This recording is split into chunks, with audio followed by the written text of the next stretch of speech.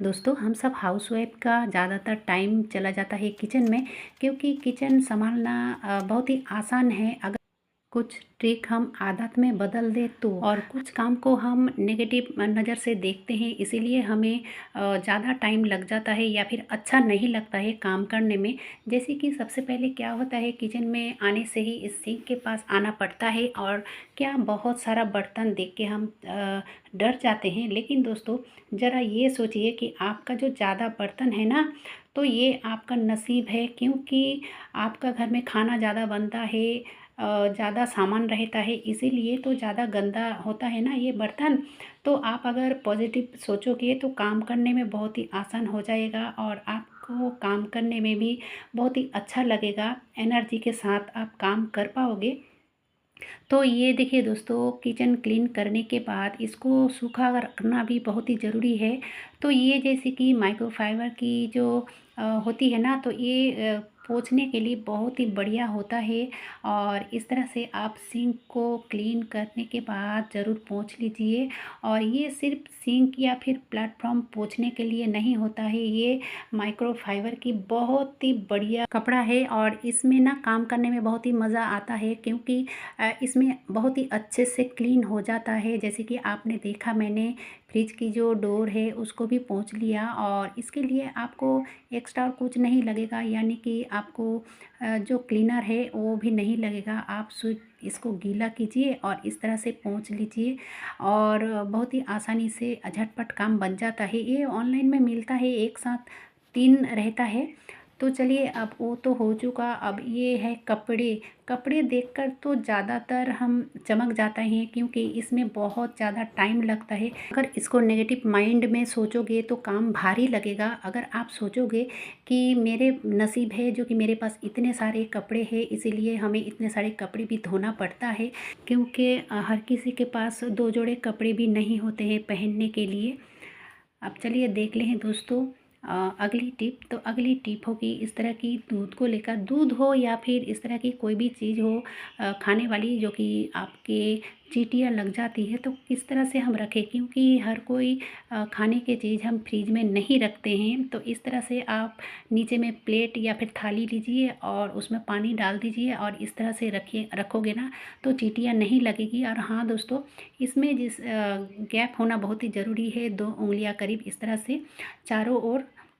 अब देखिए, अगर इस तरह के बर्तन आपका 2-4 हो तो हम 2-4 थाली नहीं रखकर एक के ऊपर एक रख सकते हैं। तो देखोगे गर्मियों में आपके कोई भी खाने की चीज़ों में चींटियाँ नहीं लगेगी। बहुत ही बढ़िया टिप है दोस्तों। अब चलिए देख लेते हैं अगली टिप। अभी जैसे कि गर्मी का मौसम है और गर्मी का मौसम में हम सब किचन में काम करते हैं घंटों खड़े होकर। तो कुछ ऐसा कुछ कीजिए ना कि हमें बार बार किचन भी जाना नहीं पड़े। तो ये है सत्तू की पैकेट। तो सबसे पहले क्या करनी है, इस सत्तू को मैंने एक कंटेनर में डाल दिया है। अब चलिए सत्तू बनाना भी दिखा देते हैं। हम 3 तरीके के सत्तू बनाना आप सबके साथ शेयर करूँगी। तो सबसे पहले डाल दिया इसमें 1 कप, यानी कि 1 गिलास करीब नॉर्मल वाटर। अब उसमें मैं डाल दूँगी सत्तू। जो छोले की सत्तू होती है ना, बहुत ही बढ़िया होता है, क्योंकि ये सत्तू हमारे शरीर को ठंडक देती है। और ये जो सत्तू है इसमें बहुत ज़्यादा फाइबर होती है, यानी कि छोले के सत्तू में बहुत ज़्यादा फाइबर होने के कारण हमारी जो खाना है अच्छे से डाइजेस्ट हो जाता है। और बच्चों के लिए तो बहुत ही बढ़िया है। तो अब इसको अच्छे से खोल लिया है। खोल लेने के बाद इसमें डाल दिया मैंने हरी मिर्ची, पतले पतले कटा हुआ प्याज, और डाल दिया है मैंने भुना हुआ जीरा पाउडर और थोड़ा सा नमक। अब इसमें नींबू डालना बहुत ही ज़रूरी है, क्योंकि ये जो सत्तू की घोल है, ये नींबू का फ्लेवर बहुत ही अच्छा लगता है, इसीलिए नींबू स्किप नहीं कीजिएगा, ज़रूर डालिएगा। अब इसको अच्छे से मिला लेनी है और मिला लेने के बाद आप सुबह शाम कोई भी टाइम खा सकते हो, यानी कि पी सकते हो। तो इस तरह से आप करके देखोगे तो बहुत ही मज़ा आएगा। खुद भी खाइए और बच्चों को, घर के सारे सदस्यों को आप दे सकते हो इस तरह से। और गर्मियों के लिए तो बहुत ही मज़ेदार टेस्टी एक घोल है। आप अगर चाहो तो इसको ठंडा पानी से भी घोल सकते हो। अब देखिए इस तरह से मैंने ग्लास में डाल दिया है और डालने के बाद थोड़ा सा इसको अच्छा दिखने के लिए ऊपर से जो भुना हुआ जीरा पाउडर मैंने मिलाया था ना, उसी को ही थोड़ा छिड़क दिया है और स्लाइस किया हुआ जो नींबू है इसको डाल दिया, देखने में अच्छा लगने के लिए। और खाने में तो बहुत ही बढ़िया होगी, इस तरह से करके देखिएगा, बहुत ही अच्छा लगता है और ये आप कहीं पे भी बैठ के कर सकते हो। चलिए बढ़ते हैं अगली रेसिपी की तरफ। इस छोले की जो सत्तू है ना, उसको हम दूसरे तरीके से भी कर सकते हैं। तो यहाँ पे मैंने लिया है 1 कप पानी और चुटकी भर नमक और इसमें डाल दिया है 1 चम्मच करीब शुगर। हाँ दोस्तों, इसमें चीनी दिया है। अगर आप शुगर नहीं लेना चाहते हो तो आप इसमें मिश्री भी, जो ताल मिश्री होती है ना, वो भी आप ऐड कर सकते हो। अब चलिए इसको मैं डाल दूँगी इस कप में। और ये बच्चे के लिए तो बहुत ही बढ़िया है। अगर आप शुगर कम ज़्यादा कर सकते हो अपने हिसाब से, और बच्चे की जो ब्रेन की विकास करने में बहुत ही मदद करती है ये चने की सत्तू। अब चलिए देख लेते हैं दूसरी तरीका भी बहुत ही अच्छा है, बहुत ही बढ़िया है।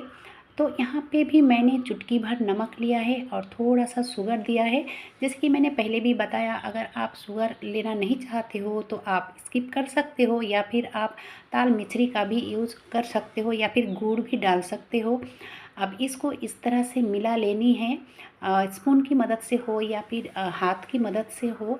इस तरह से सूखा, जैसी रोटी के लिए हम डो तैयार करते हैं ना, उससे थोड़ा नरम होगी और इस तरह से मिला लेनी है। और ये ना मैंगो के साथ बहुत ही बढ़िया लगता है, बहुत ही टेस्टी लगता है। आप इस तरह से खाकर देखोगे, मज़ा आ जाएगा दोस्तों।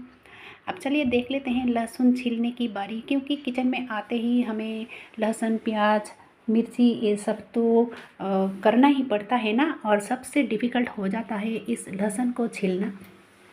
तो बहुत ही आसान तरीका है, मैं 2 तरीके आप सबके साथ शेयर करूँगी। थोड़ा बहुत तो हम हर रोज़ कर लेते हैं, लेकिन जब ज़्यादा लहसुन छीलने की बारी आती है तब हमारी जो पसीना है ना छूट जाता है ना? मैं सही कह रही हूँ ना? फिर भी हमें करना ही पड़ता है, तो चलिए अच्छा बात है, करना भी चाहिए। अब इस तरह से मैंने एक प्लास्टिक के अंदर डालकर, और कोई भी भारी चीज़ें, बेलन हो या फिर कुछ भी हो, आप इस तरह से छोड़ा सकते हो। मैंने प्लास्टिक का यूज़ किया है, आप अगर चाहो तो जो कपड़े की बैग होती है ना, उसके अंदर डाल के भी आप कर सकते हो। करने के बाद सबसे पहले तो इससे उसकी जो छिलका है उसको झाड़ लेना चाहिए। अब झाड़ लेने के बाद मैंने ले लिया है एक टिफ़िन के अंदर, टिफ़िन हो या फिर कोई भी कटोरी हो। अब चलिए यहाँ पे मैंने गैस में चढ़ा दिया है कुकर, और कुकर में थोड़ा सा पानी लिया है।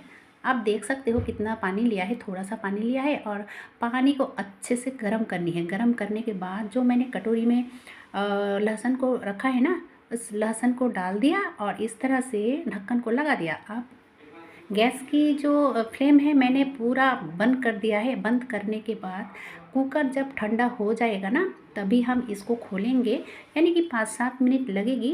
तो लहसुन डालने के बाद आपको फ्लेम को ऑन नहीं रखनी है, बंद कर देनी है।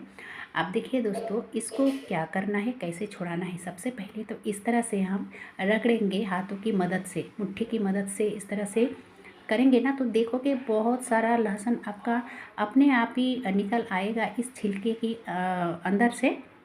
और जो बाकी हम छुड़ाएंगे ना, तो बहुत ही आसानी से ये निकल जाता है। आपका जो नाखून है उसमें ज़रा सा भी चोट नहीं आएगी।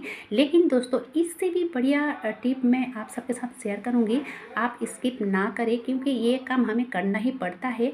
और गर्मी का मौसम में थोड़ा दिक्कत वाली काम है, लेकिन फिर भी करना पड़ता है। अगर हम कुछ टिप्स एंड ट्रिक के साथ ये सब काम करेंगे ना, तो काम हमारी बहुत ही आसान बन जाती है।